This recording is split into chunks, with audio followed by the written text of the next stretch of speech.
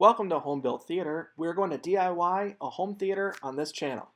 You'll be able to follow along a true theater built from nothing. We'll go through design, components, mistakes and problems, and where to cut costs and where not to. So first, let's decide what we're building and what we're not.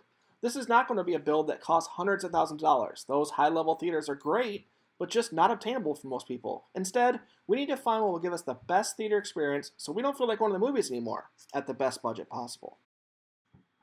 We're starting from a fresh slate, as you can see here. No flooring, drywall, ceiling, or even electrical.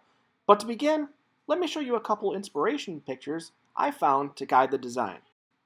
This first one is a great Art Deco design. I like the movie palace motif, but this just seems too monochromatic. This one is better. The inclusion of the red really makes it pop. So we can have in our head that our colors will be black, gold, and red, using an Art Deco style that would be suitable for a late 20s movie palace. If this sounds like something you'd like to follow along with, be sure to subscribe and follow as we move through this whole build. Next time, we're going to talk design and the space available, so be sure to tune in.